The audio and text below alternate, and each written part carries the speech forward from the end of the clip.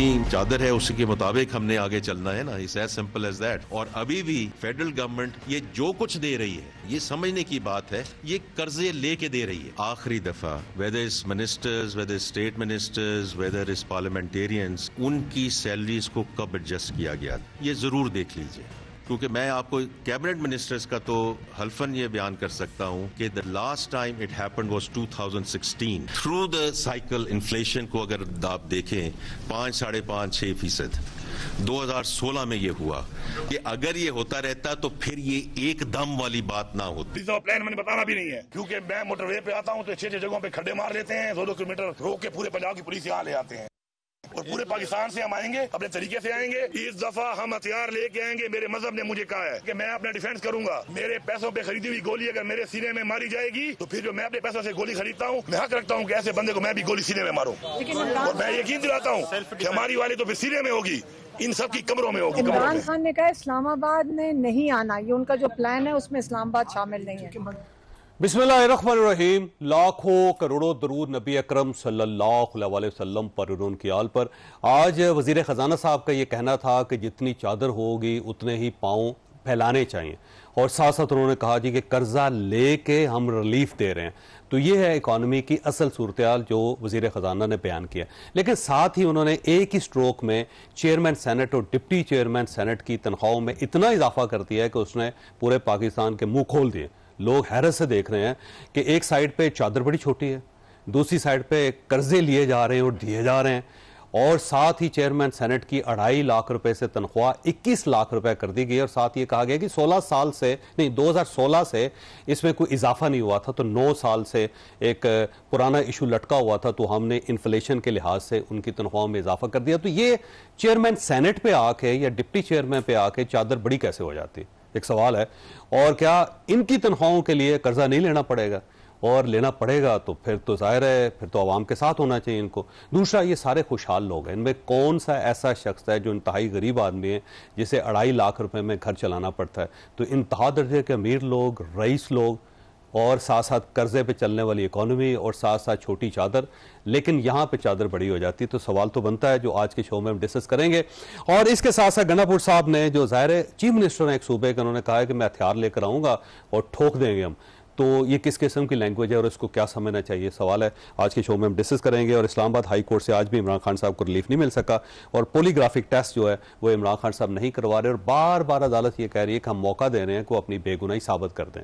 तो खान साहब अपनी बेगुनाही साबित क्यों नहीं करना चाहते, ये भी एक सवाल है जो आज के शो में डिस्कस होगा। हमारे साथ तशरीफ रखते हैं हाफिज अदरीस साहब, टैक्स एक्सपर्ट हैं और बड़ी शानदार किस्म के टैक्स एक्सपर्ट हैं। आपको टैक्स के बारे में बताएंगे कि कितने टैक्स लगे हैं और कोई रिलीफ मिला या नहीं मिला। शर्मिला फारूकी साहब हमारे साथ तशरीफ रखती है, पाकिस्तान पीपल्स पार्टी के साथ इनका ताल्लुक है, चेयरमैन सेनेट का ताल्लुक इन्हीं की पार्टी से। और नियाजुल्लाह न्याई साहब हमारे साथ तशरीफ रखते हैं, तर्जुमान पाकिस्तान तहरीक इंसाफ के। आप सब ये फरमाइएगा कि टैक्सेस में कोई रिलीफ हुआ या नहीं हुआ। बिस्मिल्लाहिर्रहमानिर्रहीम। सबसे पहले आपका शुक्रिया, आपने मदू किया। ये टैक्सेस पॉइंट ऑफ व्यू से मिला जुला बजट है, इसमें कुछ रिलीफ भी है, कुछ फर्दर टैक्सेस भी है। तकरीबन 400 अरब रुपए के नए टैक्सेस लगे। ठीक हो। कुछ जो मुतालबात चल रहे थे रिलीफ के पॉइंट ऑफ व्यू से, जिसमें सबसे बड़ा एक मुतालबा था कि सैलरीड पर्सन के ऊपर पिछले साल जो टैक्सेशन बढ़ी थी, उनके टैक्स स्लैब जो बड़े थे, उसमें रिलीफ दिया जाए। तो उसमें रिलीफ दिया गया इस बजट में। और उसमें जो लो कैटेगरी सैलरीज हैं, जिसमें 1 लाख रुपया महीना, 2 लाख, 3 लाख रुपए महीने तक के जो कैटेगरी है, 1 लाख वाले महीने वाली कैटेगरी जो सैलरीड पर्सन है, उनके टैक्स रेट में 80% रिडक्शन हुई है। ठीक हो। 2 लाख वालों की 40% हुई, उसकी 20%, 19%, फिर 6, जैसे जैसे सैलरी बढ़ रही है उसकी रिडक्शन कम है। जैसे फर्ज किया रिलीफ है लेकिन कम है। जैसे फर्ज किया किसी की सैलरी 30 लाख रुपए महीना है, उसकी सैलरी के टैक्स रेट में 1.6% के करीब रिडक्शन हुई है। तो ये तो थी वो सैलरी की रिडक्शन, ये एक रिलीफ आया। दूसरा रिलीफ आया है प्रॉपर्टी की परचेज के ऊपर। ठीक है। उसके टैक्स रेट जो है वो परचेजिंग पे हुआ, उसके कम फरोख्त पर जो है बढ़ाए गए हैं, फरोख्त पे ऊपर बढ़ाए गए हैं, परचेजिंग के ऊपर कम किए गए। दूसरी तरफ ये है कि जो टैक्सेस बढ़ाए गए हैं वो सप्लाईज पर टैक्स रेट आगे विद होल्डिंग था 4%, उसको इन्होंने 6% कर दिया। ठीक है। सर्विसेज जैसे हम मुकला हैं या डॉक्टर्स हैं, उनकी सर्विसेज पर टैक्स विद होल्डिंग थी पहले 11%, उसको बढ़ाकर इन्होंने 15% कर दिया। ठीक। इसी तरह बैंक प्रॉफिट पर मार्कअप पर जो टैक्स रेट था 15%, उसे बढ़ाकर 20% कर दिया, ताकि कोई बचत ना करे, बचत ना करे। इसी तरह जो सिक्योरिटीज के ऊपर प्रॉफिट था वो 20 से 25% कर दिया गया, कुछ पर 20% एक कैटेगरी पर, दूसरी कैटेगरी पर 25%। स्टॉक एक्सचेंज है, जो स्टॉक एक्सचेंज वगैरह की सिक्योरिटीज। डिविडेंड पर टैक्स जो है वो 15% था, जो कंपनीज से डिविडेंड मिलता है वो 15% था, उसको भी बढ़ाकर इन्होंने 20% कर दिया। तो इस तरह कुछ टैक्स रेट्स बढ़ाए गए हैं, कुछ कम किए गए। जैसे मैंने बताया कि प्रॉपर्टी सेल पर टैक्स रेट 236C का जो टैक्स रेट है वो बढ़ा दिए इन्होंने। और जो सबसे इंपॉर्टेंट जो चेंज आई है इस बजट में वो आई है इन एलिजिबल पर्सन की एक नई कैटेगरी इंट्रोड्यूस की गई है। ATL नॉन फाइलर वाली कैटेगरी खत्म करके इन एलिजिबल पर्सन की कैटेगरी को उनको इन्होंने रिस्ट्रिक्ट कर दिया है कि ना वो गाड़ी खरीद सकते हैं, ना वो मकान खरीद सकते हैं, ना कोई सिक्योरिटीज स्टॉक एक्सचेंज में इन्वेस्टमेंट कर सकते हैं, ना बैंक अकाउंट खोल सकते हैं। इवन जिनके बैंक अकाउंट खुले हुए हैं वो बैंक अकाउंट ऑपरेट भी नहीं कर सकते, उससे विड्रॉल भी नहीं कर सकते। ठीक है। तो उसके लिए कुछ शराइत है, कुछ छूट दी गई है, बाकी सारों के लिए रिस्ट्रिक्शन लगा दी गई है ताकि टैक्स नेट को बढ़ाया जा सके।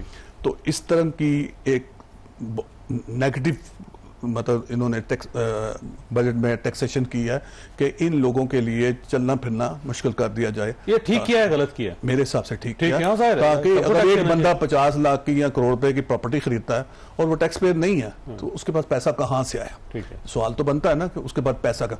इसी के साथ उसी में प्रोविजन दे दी है कि एक बंदा अगर पिछले साल की रिटर्न फाइल करता है और उस रिटर्न में और वेल्थ स्टेटमेंट में अपना इतना सोर्स बता देता है जिससे उसकी वो प्रॉपर्टी एक्सप्लेन हो सकती है तो उसे छूट है, फिर वो रेगुलाइज हो जाएगा। लेकिन ये नहीं हो सकता कि आप टैक्स भी ना दें, रिटर्न भी ना फाइल करें, वेल्थ स्टेटमेंट ना फाइल करें और करोड़ों रुपए की प्रॉपर्टी बनाते जाएं, लाखों रुपए की गाड़ियां खरीदते जाएं, बैंक अकाउंट ऑपरेट करें।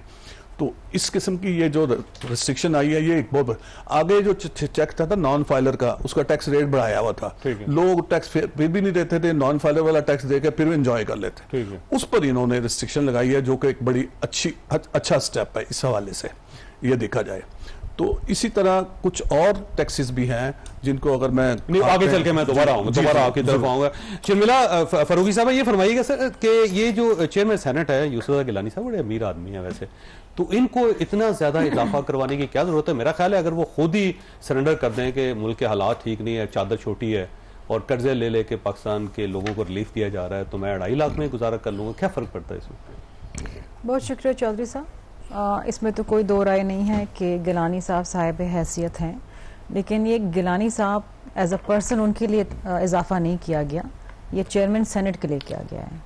गिलानी साहब शायद 2 साल बाद नहीं होंगे चेयरमैन सेनेट, और लोग नहीं होंगे तो चादर हो सकता है बड़ी हो जाए उस वक्त तक। नहीं देखिए, अच्छा इसमें काफ़ी डिस्कशन हुई है कल से कि जी स्पीकर नेशनल असेंबली और चेयरमैन सेनेट की तनख्वाह में इजाफा कर दिया, इस पर बड़ी डिस्कशन है। आई थिंक ये जो इंक्रीज़ हुआ है गो कि आपको लग रहा है कि जी 2 लाख से 13 लाख होगी, ये बहुत बड़ा जंप है, काफ़ी सालों बाद तनख्वाहों में इजाफा हुआ है, लेकिन in the larger perspective of things ये बड़ा नेग्लिजिबल है, it's very negligible. Economic survey of Pakistan जो हुकूमत ने अभी जारी किया था बजट से 1 दिन पहले, उसमें 5,800 अरब रुपए के टैक्स कंसेशंस दिए गए हैं, और ये टैक्स कंसेशंस कहाँ कहाँ दिए गए, किस किस को दिए गए, क्यों दिए गए, इसकी रैशनलाइजेशन नहीं है। कुछ तो ज़रूरी है जायज़ होंगे, कुछ नाजायज़ भी होंगे। इसको अगर ये कम कर लें तो शायद तनख्वाह में इजाफा तो पता ही ना चले, बल्कि सिंबल्स है ना, सिंबॉलिकली बुरा लगता है। देखिए सिंबॉलिकली और ऑप्टिकली अच्छा नहीं लग रहा, इसमें कोई दो राय नहीं है, मैं मानती हूँ इस बात को, लेकिन आई थिंक हमारी भी हमारी भी तनख्वाहों में देखिए बात यह है कि पिछले 3 साल से मुसलसल गुर्बत में इजाफा हो रहा है। अगर आप आज हुकूमत ये कहती है कि इन्फ्लेशन का रेट 4.6 है, इसका मतलब ये नहीं है कि जी वो महंगाई 4.6 रहेगी, इसका मतलब ये है कि 4.6 इजाफा हुआ है। 26% से, लेकिन अभी भी इजाफा हुआ है। और अगर आप ऑन ग्राउंड रियलिटी देखें तो आज भी जो एक आम आदमी है उसकी जो कुव्वत खरीद है वो अब नहीं रही है, इवन आम खाने पीने की अशिया में। बस सिंबॉलिकली मेरा ख्याल है यूसुफ गिलानी साहब सिंबॉलिकली नहीं, और डिप्टी चेयरमैन साहब सिंबॉलिकली तो ये एक अच्छा इंप्रेशन नहीं गया, स्पेशली एट अ टाइम जब हुकूमत जो है वो बात कर रही है कि अखराजात कम होने चाहिए, तो ये सिंबॉलिकली सही नहीं हुआ। लेकिन छोटा नहीं है वैसे, देखिए अब वो 2016 के बाद से तनख्वाह इंक्रीज नहीं हुई है। देखें तो आम आदमी की कहाँ इंक्रीज हुई है, मुझे बताएं। 37,000 वो 37,000 रुपए भी चौधरी साहब बहुत सारे इदारों में इम्प्लीमेंट नहीं हो रहा ना, और 37,000 रुपए में भी गुजर बसर एक आम आदमी का नहीं हो सकता, कैसे होगा? बिजली देखिए चेयरमैन सेनेट को मुराद कितनी ज्यादा, आप देखें ऑलमोस्ट वो प्रेसिडेंट ऑफ पाकिस्तान के बराबर होते हैं। वो जब प्रेसिडेंट यहाँ पे नहीं होते तो वो एक्टिंग प्रेसिडेंट होते हैं, और उनकी गाड़ियां देख लें, उनका स्टाफ देख लें,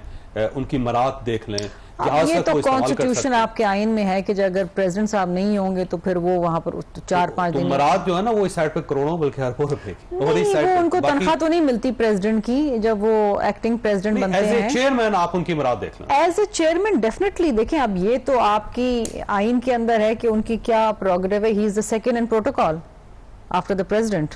सो इसमें तो कोई दो राय नहीं है, और ये आपकी ब्लू बुक के अंदर है तो ब्लू बुक को चेंज कर दें ये। लेकिन देखें इस वक्त जो डिस्कशन होना चाहिए ना चौधरी साहब, मैं आपको सही बात बताऊं, वो ये है कि एक तरफ गवर्नमेंट कहती है हम क्लीन एनर्जी की तरफ जाएंगे, ठीक है, दूसरी तरफ वो 18% टैक्स लगा देती है सोलर पैनल्स के ऊपर। उस तरफ आएंगे डेफिनेटली, लेकिन रास्ते में क्योंकि यूसुफ गिलानी साहब आ गए ना तो वो ज्यादा नजर आ रहे हैं इस वक्त। अच्छा ये फरमाइएगा, आपको ज्यादा पसंद है गिलानी साहब? नहीं साहब ये फरमाइएगा कि ये वाकई गंडापुर साहब को हथियार लेके आना चाहते हैं इस्लामाबाद? बिस्मिल्लाहिर्रहमानिर्रहीम। जवेद साहब, मैं आपको जरा पूरा ना इसका सीक्वेंस में जवाब देना चाहता हूँ, जरा सुन लेना कि इस time pattern in chief Imran खुद है, इमरान अहमद खान ने जो जेल में है। लह अमल उन्होंने देना है प्रोटेस्ट का, और उन्होंने कर दिया है कि मैं सुलेमान अकरम राजा जनरल सेक्रेटरी को बताऊंगा, और इसको प्रोटेस्ट को लीड करेंगे उमर अयूब साहब, नंबर 1। और इस प्रोटेस्ट को लीड करने के लिए अभी उन्होंने लह अमल देना है। कल उसकी बहन ने बयान दिया, मेरी मुलाकात तो नहीं हो रही, मैं तो आपके प्रोग्राम में हर वक्त कहता हूं कि मैं बतौर हाई कोर्ट लार्जर बेंच के ऑर्डर के बावजूद मेरी मुलाकात नहीं हो रही, मैं उनका स्पोक्स पर्सन हूं। और मैं जहां आपके मीडिया में ऐसी स्टेटमेंट देना चाहता हूं कि जो इफेक्टिव हो, जो खान साहब का लह अमल है, उन्होंने कहा कि लह अमल मैं अभी शेयर करूंगा आपके इसके बाद, और मैं बताऊंगा कि किस तरीके से प्रोटेस्ट कहां कहां पे होना है।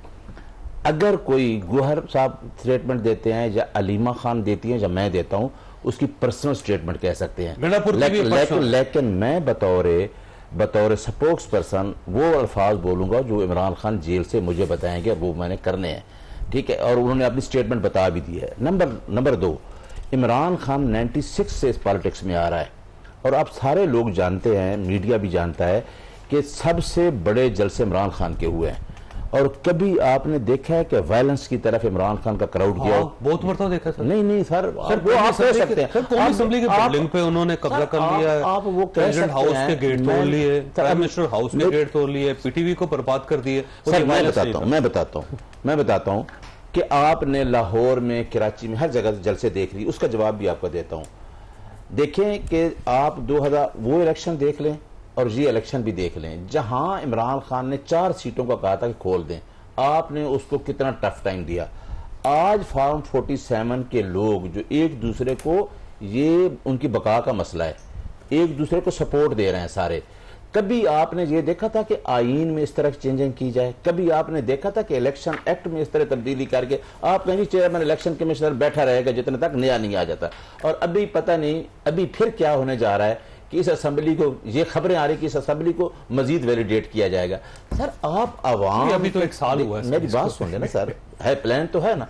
खान साहब को जो आप कहते हैं कि झूठे मुकदमात में अंदर रखा हुआ है, मुकदमे चौधरी साहब खत्म हो गए, जहां साइफर खत्म हो गया, जहां इद्दत जैसा भोंडा मुकदमा खत्म हो गया, अल कादिर को आप लगने नहीं दे रहे, जज साहब खुद परेशान है। आज मैं देख के जजेस की हालत परेशान, मैं परेशान हो रहा था कि ये थी 26वीं तरमीम, जो 26वीं तरमीम से आपने अदलिया की आज़ादी which is mandated by the constitution वो। अच्छा, मुझे ब्रेक लेने दें। ऐसा आपके पास ये सवाल छोड़ के जा रहा हूं कि अब गंडापुर साहब की जो स्टेटमेंट है उसको सीरियस ना लिया जाए। छोटी सी ब्रेक, को ब्रेक के बाद दोबारा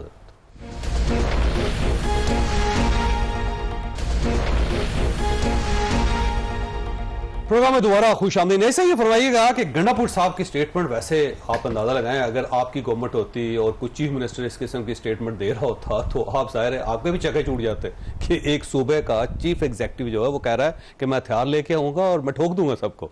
और जाहिर है जो रास्ते में रुकावट बनेगा कौन? स्टेट बनेगी ना रुकावट जी, तो स्टेट को वो गोली मार देंगे। तो इसको आप ये समझते हैं कि मैं बर्दाश्त कर देना चाहिए? मैं बताता हूँ, आज की स्टेटमेंट गोहर की भी थी, गोहर चेयरमैन की, अलीमा खान की भी थी, हमारी स्टेटमेंट भी आती नहीं, बल्कि मैं अभी ये करके आया हूँ।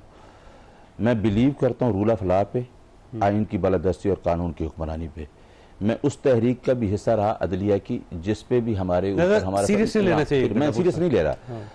अगर गंडापुर की स्टेटमेंट है तो मैंने कहा किसी इंडिविजुअल की स्टेटमेंट वो डायरेक्ट अगर आप काउंटर करते हैं तो ये चीज मिस्टेक होती है। अच्छा, अगर उसकी स्टेटमेंट के एक पोर्शन साथ वो भी ले लें, मैं कभी भी सपोर्ट नहीं करता कि कोई असला लेके आए, क्योंकि मैं प्रोटेस्ट करता हूं सड़क पे आके, क्योंकि इस टाइम तो कोई आइन कानून नहीं है ना बिल्कुल सामने। ये आप समझे कि मार्शल का टाइम है, तो आप प्रोटेस्ट आपको आइन इजाजत देता है। उसने साथ ये भी कहा है, ये आप ये भी आज मुंह से बोले कि क्या हमारे खिलाफ कभी मुल्क में ऐसा हुआ कि 26 नवंबर को जो गोलियां चली, ये आप नहीं पूछते कि भाई वो किसने, वो क्यों चलाई। तो मैं तो कभी भी असला इधर उधर से चले जाओ, उधर से मैं स्टेट के पास आपको स्टेट को हक होता है कि गोली चला सकते। स्टेट क्या स्टेट को क्या पुलिस को हक होता है, फौज को हक होता है। अगर स्टेट निहत्थे लोगों पे, ये पाकिस्तान पीपल्स पार्टी भी, नून लीग भी मेरे साथ उस तहरीक में थी, क्या किसी पुरअमन तहरीक के ऊपर कोई पार्टी या कोई पाकिस्तानी कहेगा कि उस पर गोली चलाओ? क्या उसमें तो मैं भी था। अगर आप पुलिस के बंदे मार देंगे, आप बंदे मार देंगे, नहीं कोई नहीं, मैं डी चौक पुलिस आप आग लगा देंगे, आप पूरा शहर बंद कर देंगे, आप कहेंगे पूरा मन है। मेरी बात सुने सर, डी चौक पे उस दिन मैं भी था, मैं वकील हूँ, और मेरे सामने गोलियां चलती रही, हम 8 बजे वहां से चले गए। लेकिन मैं तो आपको कह रहा हूँ कि मैं कभी भी सपोर्ट नहीं करता कि कोई तहरीक असले की बुनियाद पर तहरीक है। शिवेल साहब, ये स्टेटमेंट को इग्नोर कर देना चाहिए? सर जज्बाती बयान है या एक वैसे ही बंदा पॉलिटिकल बयान है, इस तरह समझ लेना चाहिए? वो कह रहे हैं मीडिया वालों रिकॉर्ड कर रहे हैं और उसको चलाना है आपने, साथ साथ गंडापुर साहब ये भी कह रहे हैं। देखिए, अगर तो ये किसी हस्पताल में होते और अब जहनी इलाज करवा रहे होते तो फिर इसको आप लाइटली ले लेते इस बयान को, लेकिन बहैसियत एक सूबे की चीफ एग्जीक्यूटिव और जो उनका लबो लहजा माजी में रहा है और जो उनका किरदार रहा है मुख्तलिफ इशूज़ के ऊपर, आप इसे लाइटली नहीं ले सकते। और माजरत के साथ यहाँ पर अच्छी बात है कि ये इसे सपोर्ट नहीं कर रहे, समझदार लोग हैं, ऐसी बात नहीं है, लेकिन कम है, बहुत कम है। अगर आप इस किस्म की गुफ्तगू करेंगे तो जो आपके जो ऑन ग्राउंड वर्कर्स हैं या जो आपके सपोर्टर्स हैं, फिर वो क्या करेंगे? वो तो उठा लेंगे ना बंदूक, और वो कहेंगे कि जी जब ये बात कर रहे हैं कि उठा लो बंदूक को, मार दो गोली। अब देखें, अगर कोई प्रोटेस्ट होता है और उस प्रोटेस्ट में कोई हथियार ले आता है और गोली चला देता है चल जाती और है, किसी को नुकसान हो जाता है, देखे ना, ये बहुत अहम बात है। And I think he should be held responsible for this as a chief executive of a province, जहां जो ऑलरेडी एक्सट्रीमिज्म से बहुत दो चार है ना, उस सूबे के अंदर टेररिज्म भी उरूज पे है, एक्सट्रीमिज्म भी है। यहाँ तो छोटी छोटी बात पे लोग गोली कर, आपने देखा ना विजिलेंट्स हैं कि मॉब वायलेंस ये है, तो you are propagating that, it's a very very dangerous thing to do. जब आप किसी ओहदे पे होते हैं तो आपको अपना लबो लहजा संभाल के इस्तेमाल करना पड़ता है, क्योंकि बहुत से लोग उससे इंस्पायर होकर वो काम कर डालते हैं। तो देखिए, इसके ऊपर तो मैं समझती हूँ कि इनके ऊपर कार्रवाई होनी चाहिए, बिल्कुल होनी चाहिए। आसा, ये फरमाइएगा मजीद टैक्स कौन कौन से लगे हैं और कोई कहाँ से रिलीफ मिला? और एक सवाल ये भी है कि पार्लियामेंटेरियन जो है, क्या उनको टैक्स एग्जम्पशन है, और चेयरमैन साहब को भी हो गई या नहीं?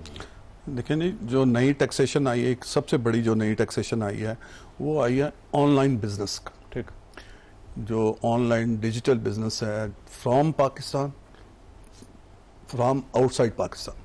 There are 2 type of business. एक तो ये है कि फॉरेन कंपनीज, फॉरेन इदारे, अमेज़न वगैरह, दूसरे तीसरे जो पाकिस्तान में बिजनेस करते थे ऑनलाइन, वो अनटैक्स था। एक तो उसको टैक्स किया गया, प्लस यहाँ से लोग बैठ कर ऑनलाइन बिजनेस बहुत ज़्यादा आउटसाइड पाकिस्तान करते हैं, इवन सर्विसेज प्रोवाइड करते हैं, educational services, medical services, some any other services जो यहाँ से बैठ के बाहर देते थे, वो भी सारी सर्विसेज जो अनटैक्स थे। एक तो उसको पूरा कैटर किया गया, तमाम ऑनलाइन मीडिया, जिस किस्म के मीडिया से भी जो वो बिजनेस या सर्विसेज हो रही है, उस सारे को टैक्स किया गया और उसको विद होल्डिंग के नेट में भी लाया गया और उसको टैक्स किया गया है, इनकम टैक्स में भी और सेल टैक्स में भी।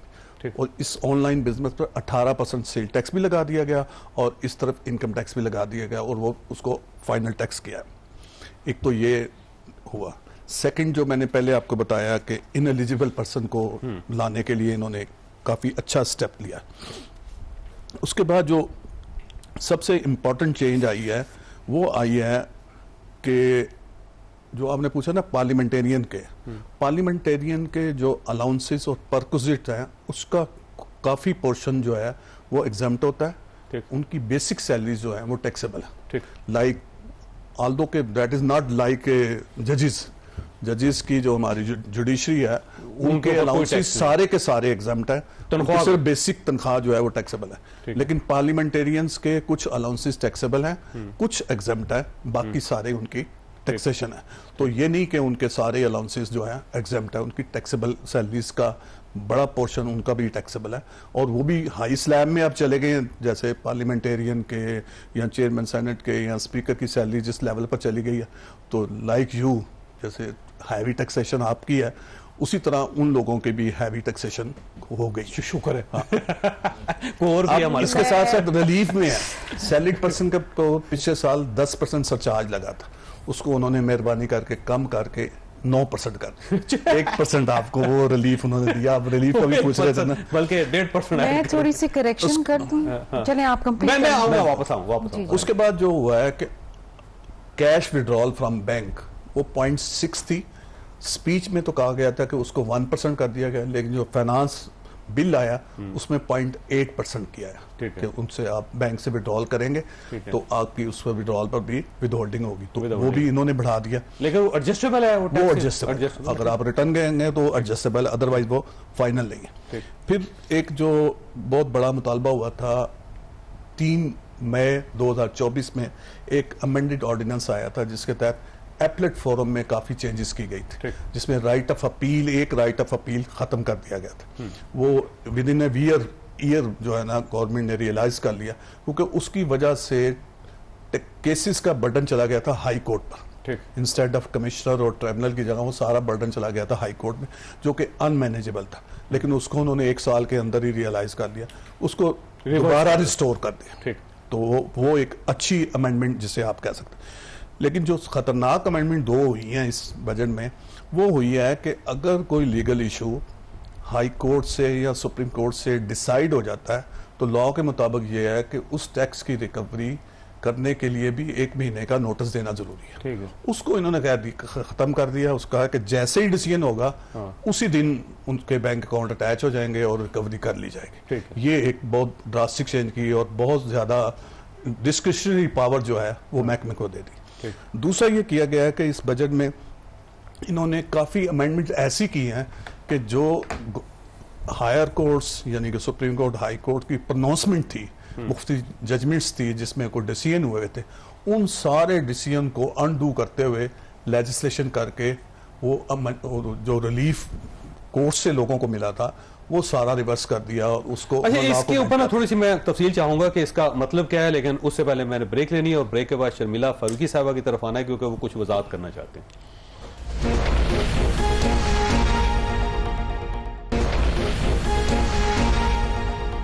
प्रोग्राम में दोबारा खुश आमदेद। शर्मिला फारूकी साहबा, ये जो पार्लियामेंटेरियन उनकी मराद के बारे में हाफिज साहब ने कोई इंकशाफात किए थे, आप कोई रिस्पांस करना चाह रही थे? देखिए जी, ये जो तासुर दिया जा रहा है कि हमें शायद कोई टैक्स रिलीफ मिलता है मराद में या मराद के अंदर, ये सब गलत है। We are taxed and we are heavily taxed, everything is taxed. Yes, और ये भी तासुर पिछले कल परसों मुझे किसी ने एक व्हाट्सएप भेजा कि जी पार्लियामेंटेरियंस ना बिजली देते हैं, ना गैस देते हैं, ना पेट्रोल देते हैं, ना फला देते हैं और इनको देना चाहिए फला। ये सब गलत बात है। हम अपने लॉजिस की बिजली भी देते हैं, गैस भी देते हैं, इंटरनेट सर्विस के भी पैसे देते हैं, हर चीज़ देते हैं।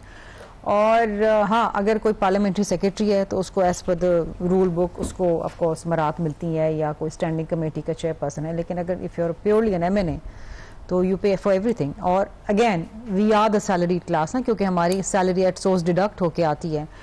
दूसरी इंपॉर्टेंट चीज़ जो बात अभी की गई कि जी जो रिलीफ दिया है सैलरीड क्लास को, that's very very insignificant. 6 lakh से 12 लाख रुपए सालाना की जिसकी तनख्वाह है उसको 2.5% रिलीफ दिया गया है। उस जिस तरह ये बढ़ता जाता है एंड में आके वो जीरो। अब आपका इकोनॉमिक सर्वे ये कह रहा है कि पिछले साल 10 लाख पाकिस्तानियों ने ओवरसीज जॉब्स के लिए अप्लाई किया। ये ब्रेन ड्रेन हो रहा है आपका। ये वो ये these are all those professionals, ये जो आईटी प्रोफेशनल जो महीने के 6 लाख या 10 लाख के लिए कमा रहे थे, अब किसी और के लिए कमा, उनको कोई रिलीफ नहीं मिला, उनकी टैक्स एग्जेम्पशन जीरो है। इसका मतलब ये है कि जो ब्रेन ड्रेन का खतरा आपको है कि जी वो होगी, वो दैट विल कंटिन्यू बिकॉज उनको कोई रिलीफ नहीं मिला। अब क्योंकि इतना शोर हुआ था माजी में कि जी तनख्वाहदार तबके को मार दिया है, उसी पर टैक्स लगाया है, उसी पर लगाया, तो उन्होंने कहा जी एक नेग्लिजिबल चीज़ कर दें ताकि कहने को हो कि जी हमने रिलीफ दिया, हालांकि ऐसा कोई रिलीफ नहीं है। दूसरी चीज़ ये है, अगेन हुकूमत इस वक्त भी तकरीबन कोई 76 ट्रिलियन जो है वो डेट सर्विसिंग के अंदर दे रही है। आपका मेजॉरिटी आपका जो पैसा है वो वहां पर जा रहा है कर्जों की किस्तों में और कर्जों के अंदर और सूद के अंदर। देखिए, इस वक्त गवर्नमेंट को अपने चीज़ें रैशनलाइज करने की ज़रूरत थी। पिछले बजट में पीआईए प्राइवेटाइजेशन पे कहा था कि जी ये पीआईए प्राइवेटाइज होगी तो 32 अरब रुपए आएंगे, वो नहीं हुई। इस दफा भी वादे इरादे कस्में उसके लिए पैसे नहीं रखे, रूजवेल्ट हो जाएगा, फला हो जाएगा, ये हो जाएगा, कुछ भी नहीं होना, ये नहीं होना प्राइवेटाइज। अगर आप इसके ऊपर मुनसर करके अच्छा फिर अगेन पिछले साल एफबीआर का जो टारगेट था उसको वो अचीव नहीं कर पाया। इस साल आपने 19%, हाँ इस साल आपने 19% और बढ़ा दिया और 14 ट्रिलियन के ऊपर ले गए। ये तो ज्यादती है ना, फिर क्या हो, किस तरीके से होगा ये? सही बात है। नहीं साहब, आप ये फरमाइएगा कि कितना टैक्स देते हैं और आपको रिलीफ मिला नहीं साहब? नहीं, देखो हम तो जब अपनी स्टेटमेंट जमा कराते हैं रिटर्न, तो हमारे पास तो जो चीज़ होता है वकील के पास, मैं अभी इलेक्शन के लिए भी कंटेस्ट करने के लिए कागजात जमा करा तो हम तो सारी चीज़ें लिख देते हैं, वकील का तो कोई चीज़ बचती नहीं है। अब जो कहा था ना अपना शेख साहब ने, उसने पार्लियामेंटेरियन का बेसिक और पर्क पे कहा था कि बेसिक पे नहीं है, इसी तरह ना हफ्साब बेसिक पे टैक्सेबल है, उनके काफी पर्क्स भी टैक्सेबल है, कुछ एग्जाम था। हाँ, दूसरी बात ये था, मैं सिर्फ इतनी बात करूंगा कि ये बजट पेश हुआ, आपने किसान की भी अभी बात कोई नहीं की। हाँ। किसान इस टाइम इतनी मुश्किल में है और इसको कंपैरिजन परफॉर्मेंस पाकिस्तान की पूर होती है। हाँ, इसको कंपैरिजन कर लें, क्योंकि हमें तो आप इलेज करते हैं कि हम तो बिल्कुल निकम्मे लोग हैं पीटीआई वाले। इसको आप कंपैरिजन कर लें इमरान खान की हुकूमत के साथ। यही कन्वेंशन था, मैं उसको अटेंड किया कि किसान कल भी मुझे रोक के कहते हमें इमरान खान से मुलाकात कराई जाए, क्योंकि इमरान खान इंडस्ट्रियलिस्ट नहीं है, न वो जागीरदार है। उसने किसानों को रिलीफ दिया। आज गंदम और शुगर का हाल देखें, क्योंकि मैं भी जमींदार हूं, हमें पता है कि ये शुगर माफिया क्या करता है और ये क्या करते हैं। ये आपने बात नहीं पूछी क्योंकि गवर्नमेंट के लोग तो सामने बैठे हैं। और बजट में इसके बाद आपने डॉलर का भी देखा, हमने कहाँ रोका और हम इलेज होते। पेट्रोल की कीमत 1 रुपया बढ़ती थी तो इमरान खान के खिलाफ शोर मच जाता था। आज आपने वो लोग जो 45 से 50% लोग हैं जो 2 टाइम की रोटी के लिए उनको कहते हैं कि हमें नहीं पता कि हमको शाम को रोटी मिलेगी। देखें जब साहब, हमें सोचना चाहिए। हम जो बैठे हैं जहाँ मीडिया पे, आप भी बैठे हैं, हम उस अवाम की बात करें, 25 करोड़ अवाम की जो इस हालत से गुजर रही है। क्या उनको इस बजट में क्या रिलीफ मिला है? हमने तो कोरोना जैसे हालात में भी मुल्क को चलाया है, ठीक है।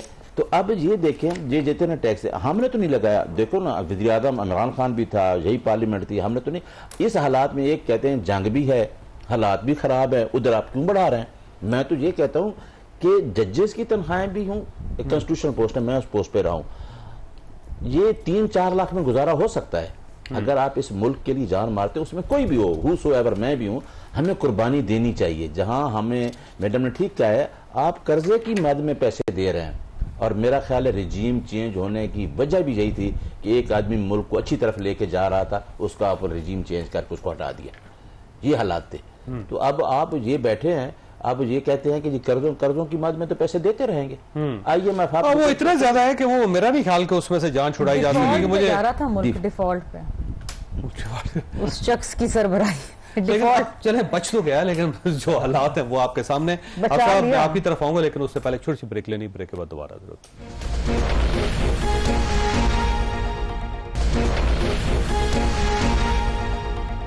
प्रोग्राम में दोबारा खुश आमदीद। वैसे आप सब इसको अगर सिंपल किया जाए तो जो नए टैक्स आए हैं उससे पाकिस्तान के अंदर बिजनेस बढ़ेगा या जो पहले बिजनेस चल रहा है वो भी बंद हो जाएगा? बढ़ने के तो चांस कोई नहीं।